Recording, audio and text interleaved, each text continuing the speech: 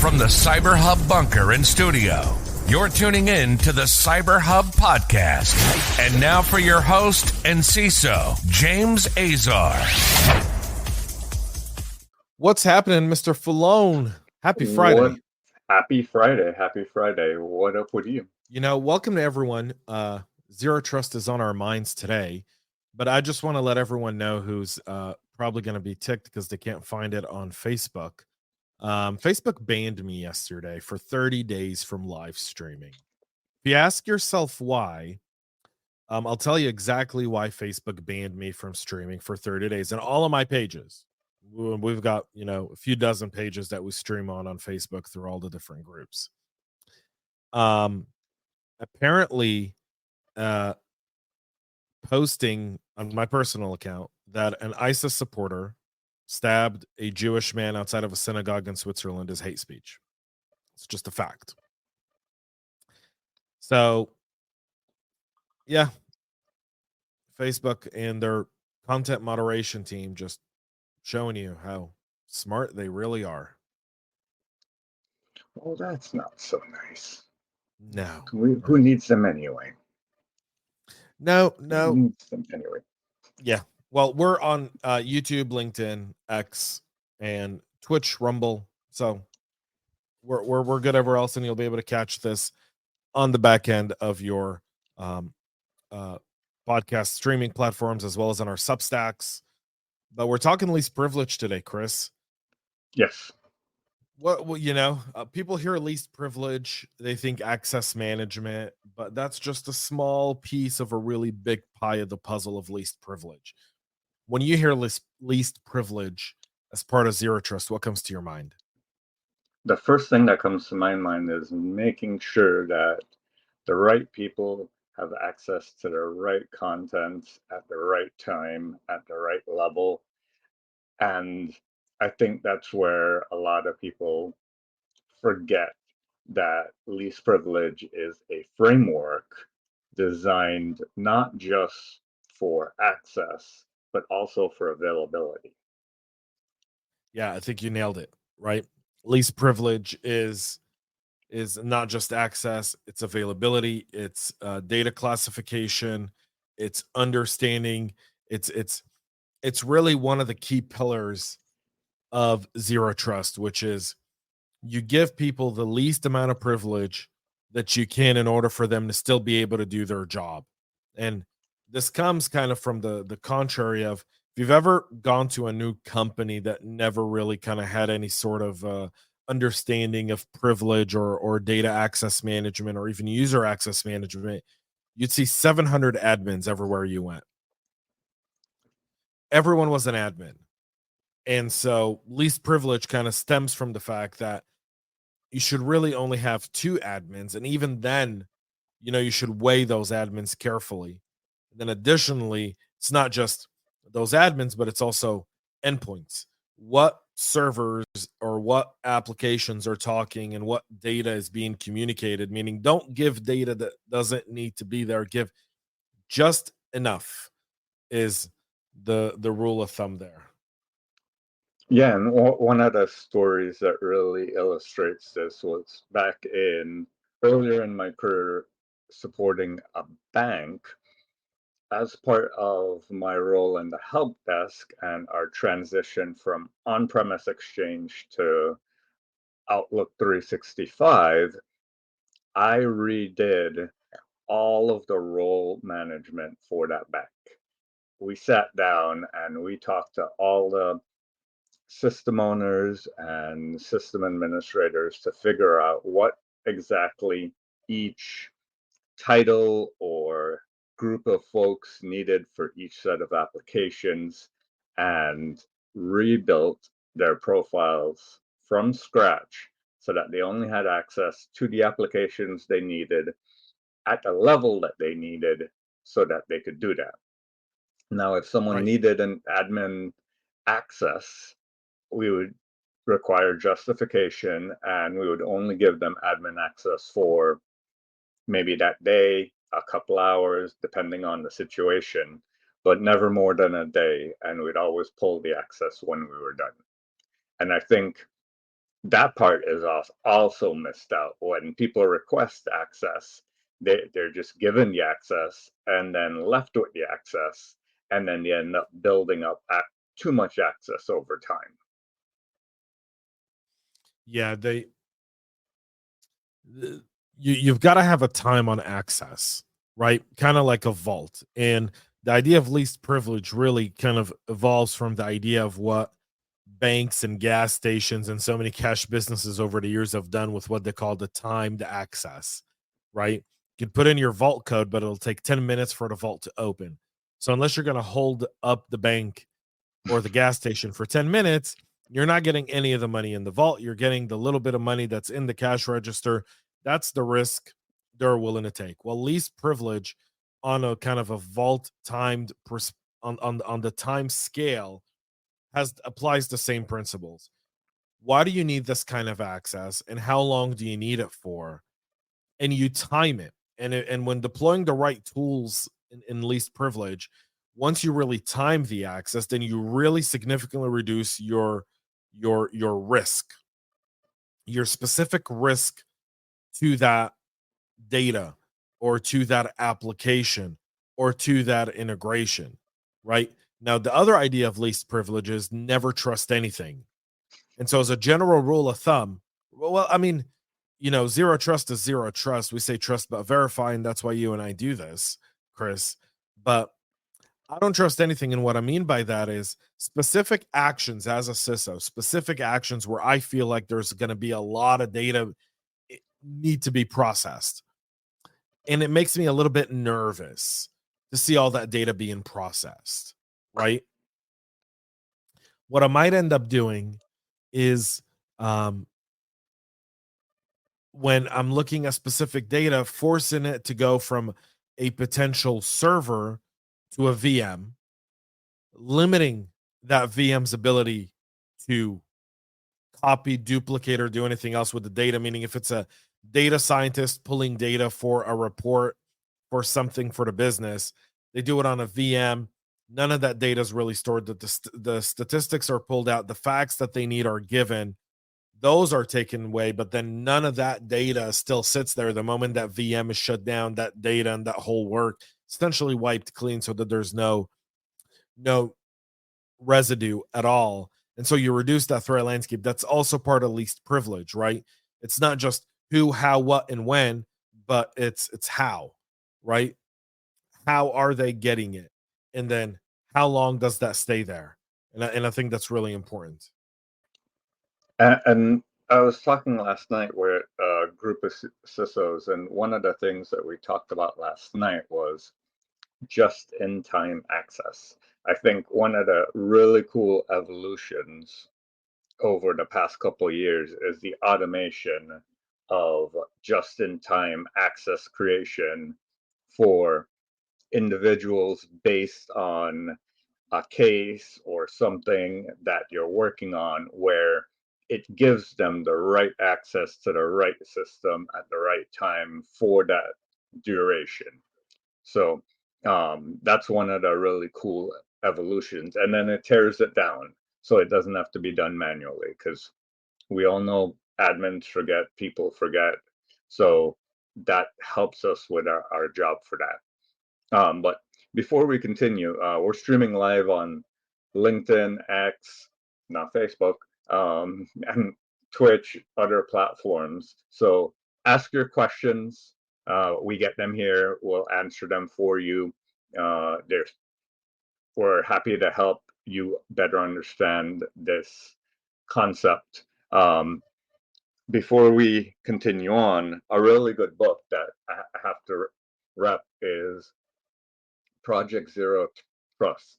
And this, just By like the George unicorn, Feeney. by George Finney, just like the Unicorn Project and other books that have been written in a similar fashion, this kind of goes through the process of zero trust in a really understandable way through storytelling. So, highly recommend that book if you're going down your zero trust journey. And that also will allow you to see through some of the marketing jargon of companies claiming that something is zero trust, but it really isn't, or it might only address part of your zero trust journey and not give you zero trust all of a sudden, like some of them claim to do. Yeah, I mean, the thing about zero trust that you have to understand is you've got to understand the 7 pillars that stand behind it. The NSA this week kind of released their own little way of trying to address zero trust. Um, and I felt like that was really uh really effective in kind of the way they talk about zero trust being adopted in specific places and situations. The second piece to when you look at zero trust and least privilege is you can't start this journey without understanding how your business operates and how the different departments within your business operate. Meaning it's great to put least privileged access as part of your project, and it's really effective to do so. But if you're not taking into consideration how does my company make money? How do all of these different business units, DevOps, applications, marketing, sales, strategic alliances, executive leadership, finance, legal, how do they all interact and support the vision of making money?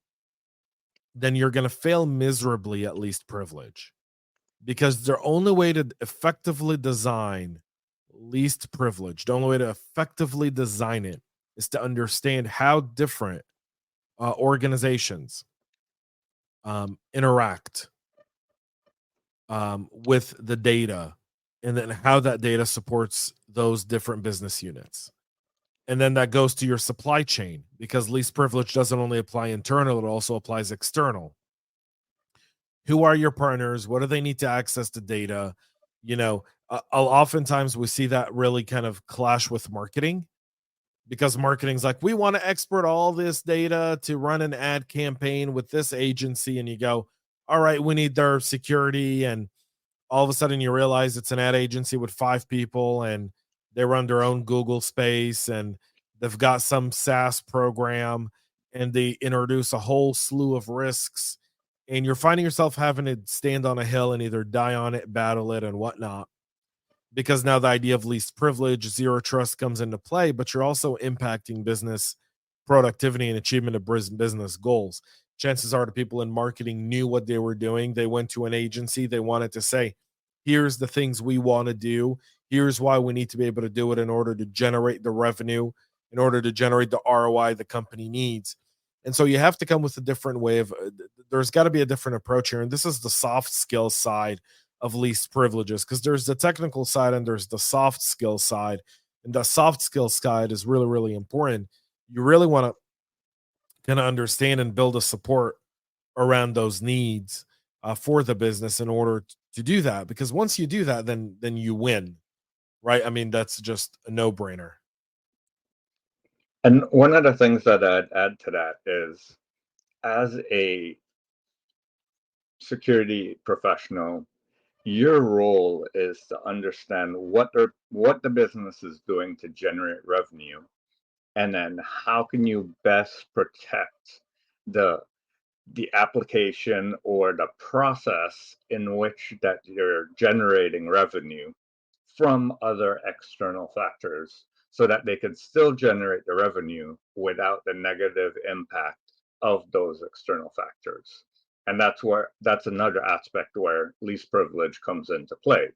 For example, if you're storing items on a server, you shouldn't be sharing that with the general public unless they specifically needed access to it.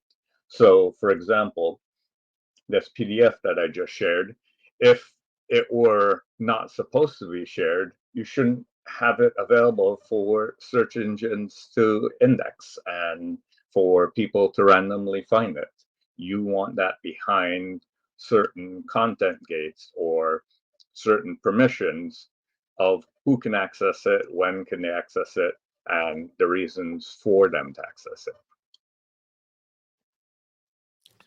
Yeah. Uh, um, Yeah, this is something that I think is very important, which is when you look at least privileges, is not only who has access to the data or who needs access or how that data is accessed, but there's another part to this that's beyond data, I think, right? And you know, you think of how modern security's approach today. We look at, you'll see information security be one thing, you'll see data security be another, right? And and how do you separate information from data? Are they not the same? As data not information and information not data? Um and you go, well, where do you draw the line and what does that mean? And so you've got to look at this in the way business is kind of built and designed, and typically different divisions carry different data and they introduce different risks to the organization and requires different roles to sit in different spots. And when we step away from the data aspect of least privilege and we just strictly focus on the idea of least privilege, it least privilege to me is supposed to be something that when implemented correctly, it's architected correctly, it's scoped correctly, and then when it comes into that idea of executing, it's done in a way where no one knows they're getting least privileged. Because it just works. It just works. Security by obscurity. When people don't know, the one thing I've always despised with security partners is they say protected by so and so. I don't want it. I don't want that. Don't want to see it. I don't want my people to see it. I don't want anyone to see it. I don't think they should know who they're protected by. No, because that exposes Risks. information to a threat actor that they could see, and they could then discover the vulnerabilities in those systems in order to try to attack the organization. The other thing, when it comes to that, so there's the data field that you have to protect, there's the identity field for people and machines that you have to protect, and then there's the application plane that you have to allow everything to flow together for it to just work. Yeah. To get it to really to get it to that point, I think we oftentimes forget that when you step away from when when you're trying to run a business, and that's what security is. Security is a business enablement, and you hear a lot of people talk about it today. That's a hot topic. They go, yeah, we got to enable business. I was at a panel a few weeks ago, last week, 2 weeks ago, I forgot when it was, I can't tell time anymore. um um I was on a panel, and a few of the talking heads on stage were, yeah, we're business enablers. Okay, audience question: how does security enable business? And you get generic responses. So I want to give you beyond the generic response. How does security enable business? You don't exist to the business. The business knows that they have access to what they need in the way they need it without having to jump through 500 additional hoops. Nothing is worse than forcing your users to go through 500 hoops in the name of security. That's not helpful, right? That's not helpful at all. What it does is it creates antagonism and shortcuts. And people, whenever people are confined to a box, they will always look for shortcuts. Whenever you put them through a route that requires them to jump through too many loopholes, through too many hoops, to go through a maze to get to where they need to go, they're just going to go around your maze in one way or another. Give you a prime example. I'm a Mac user. I only use Mac. Almost everyone who knows me knows this. I don't have a Windows device. However, my last several employers were all Windows shops with no Mac support. And so they sent me a MacBook. They sent me a Windows device and not a Mac. And you know what that Windows device did? It collected dust. It did nothing. I went right around everything they did. I reinstalled everything on my personal Mac devices, and that's how I worked. And then I'd show up to an in-person meeting because we've all been remote for so long, and they'd be like, how'd you get a Mac? I go, you didn't get me a Mac. It's my own Mac.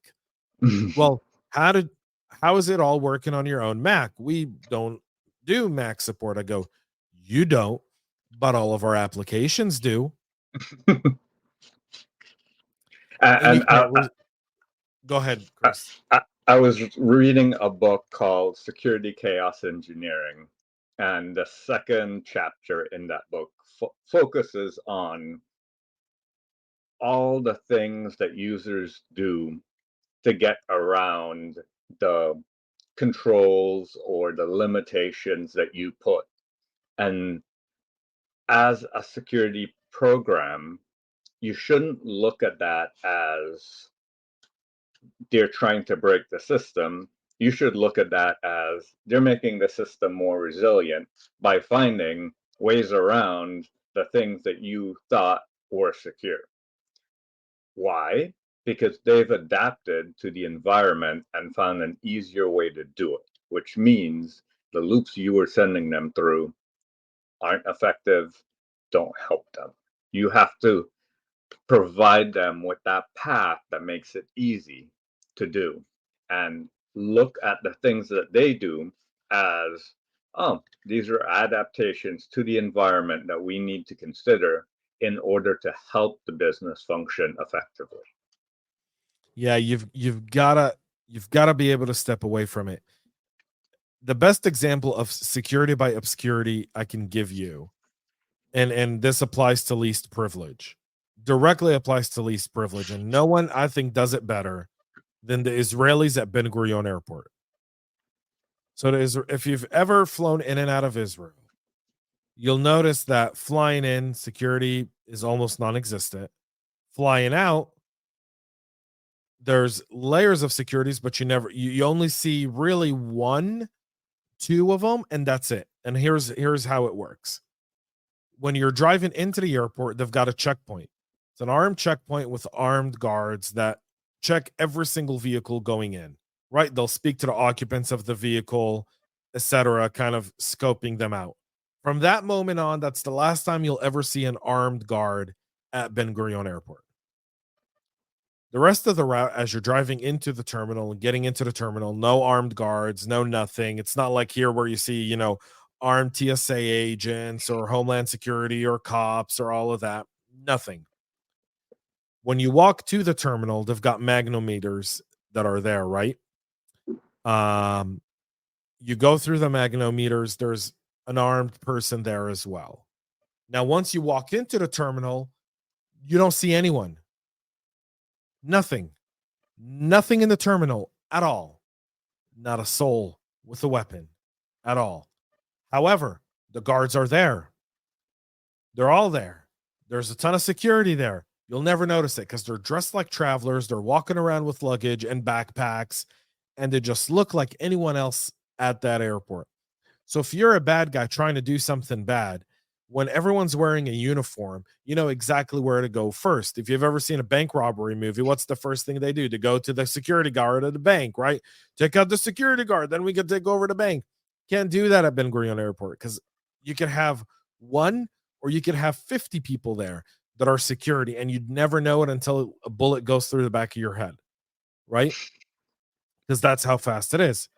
Additionally, second part to that, they've got snipers sitting in strategic locations. You don't see them until you decide to act the fool.